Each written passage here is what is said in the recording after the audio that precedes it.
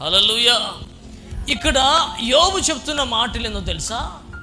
ఇదిగో నేను ద్రాక్ష దీక్షకెళ్ళి ప్రభు సన్నిధిలో ప్రార్థన చేశాయ్యా, నన్ను ఎందుకు విడిచిపెట్టావయ్యా? కానీ ఆయన నేను కనుగొనలేకపోయాను. ఆయన ఒకవేళ ముగ్గురు తిప్పుకున్నాడేమో, కానీ అక్కడ చెప్తున్న మాట ఏం తెలుసా? నేను నడిచిన మార్గము ఆయనకి తెలుసు. ఏంటంట? ఇప్పుడు మనకి ఏదైనా శ్రమ రాగాలని, ఎవరైనా మనకి హెల్ప్ చేయకపోయినా మనం ఏమనుకుంటాం తెలుసా? ఇంకేం చేస్తాడులే దేవుడు, ఇంకేం చేస్తాడు దేవుడు, విడిచిపెట్టాడు, నా పిల్లలు పోయారు, అన్నీ పోయారు, ఇంకేం చేస్తాడు, ఇంకెందుకమ్మా దేవుడు నమ్ముకోవటము? ఆయన దగ్గరికి వచ్చాను ఏదో నేను బాగుపడతానని, ఏదో నేను నూతనమైన అనుభవాలు నడిపించబడతాను వచ్చాను. కానీ యోబు ఆ మాటలు మాట్లాడలేదంట. ఏం చెప్పాడు తెలుసా? ఏం చెప్పాడు? నేను నడుచు ప్రతి ఒక్క మార్గం ఆయనకి తెలుసు. హల్లెలూయా, హల్లెలూయా. ఆయన చెప్తున్న మాట ఈరోజు నువ్వు చెప్పగలుగుతున్నావు. ఈరోజు నేను నడిచే మార్గం ఆయనకి తెలుసు. ఏంటయ్యా ఆయన విశ్వాసం అంటే? ఆయనను చూస్తున్నాడు. ఒకవేళ నేను ఇప్పుడు శోధించబడినా నేను సువర్ణముగా మార్చబడడానికి, ఒకవేళ నన్ను శోధించినా, నాకు ఈ శ్రమలు వచ్చినా, అది నేను సువర్ణముగా మార్చబడాలని, అనేకమైన నూతనమైన అనుభవాలకు నడిపించబడాలనే ప్రభు నాకు ఈ శ్రమ పెట్టాడేమో, ఈ శోధన పెట్టాడేమో అని యోబు చెప్తున్నాడు. నీ మాట సమస్తాన్ని కోల్పోయి, ఇల్లును కోల్పోయి ఎక్కడ కూర్చున్నాడు తెలుసా? బూడిదలో కూర్చొని గీక్కుంటున్నాడు ఆయన. కానీ ఆయన అంటున్న మాట తెలుసా?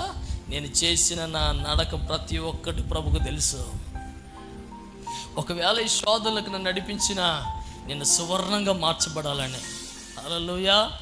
ఏంటయ్యా ఆయన విశ్వాసం అంటే? ఆయన నన్ను విడిచిపెట్టడు. ఎందుకంటే అక్కడ రాయబడిన మాట తెలుసా? నా పాదములు ఆయన అడుగు చాడలు విడవక నడిపించబడ్డాయంట. ఏంటిదంట? నా పాదాలు ఆయన అడుగు జాడలు నడిపించబడ్డాయి అంట. ఆయన ఏ విధంగా చెప్పాడో వాటి ప్రకారం నడిపించబడ్డాయి. అక్కడ చెప్తాడు, నేను అటు ఇటు తొలగగా ఆయన మార్గమును అనుసరించాను నేను. యోబు చెప్తున్న మాట అది. ఇంకేమంటుంది తెలుసా? ఆయన పెదవుల ఆజ్ఞ నేను ఏమాత్రం కూడా విడిచి నేను తిరగల. హల్లెలూయా. ఏం చేశాడంట? ఏమాత్రం కూడా విడిచిపెట్టలేదంట. ఏంటయ్యా విశ్వాసం అంటే? ఆయనకి తెలుసు నా గురించి. నీ విశ్వాసం, నీ శ్రమలకి అర్థం, నువ్వు పడుతున్న ప్రయాసకి ఆ మాట చెప్పగలుగుతున్నావా? ఒకవేళ శోధన వచ్చిందనుకో, నేను సువర్ణముగా మార్చబడాలని నాకు తెలుసు. నేను చేసిన నా నడక, నా ప్రవర్తన, ఆయన కొరకు నేను తిరిగిన ఆ ప్రయాస ఆయనకు తెలుసు. ఆయన చెప్పగలుగుతున్నావా ఈరోజు? అయ్యలేవు మనకి. అందుకే దేవుడు అంటున్నాడు ఏంటంటే, మూడోది మీరు విశ్వాసులు స్థిరులుగా మార్చబడితేనే నువ్వేమవుతుంది సార్? నూతనమైన సృష్టిగా మార్చబడతావు. నూతనమైన అనుభవాలకి వస్తావు నువ్వు. అనుభవం అంటే తెలుసా? అనుభవం అంటే తెలుసా? ఏంటి అనుభవం? శ్రమల నుంచి అధికమైన శ్రమలోకి నడిపించబడటమే అనుభవం. హల్లెలూయా.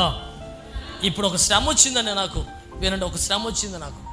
ఒక శ్రమ రాగానే నేనేం చేశాను? వారి దగ్గరికి, ఇటు దగ్గరికి పోయాను. రెండోసారి శ్రమ వచ్చింది, ఎవరు నాకు సహాయం చేయలేదు. నేనేం చేశాను? ప్రభువా నీవే నాకు దిక్కు నాయనా అని ప్రభు కొరకే ఆధారపడి జీవించాను నేను. ప్రభువే చేస్తారని ఉన్నాను నేను. ఆ తర్వాత ప్రభు నా పట్ల కార్యాలు చేసిన తర్వాత రెండోసారి నాకు శ్రమ వస్తే నేనేం చేస్తా?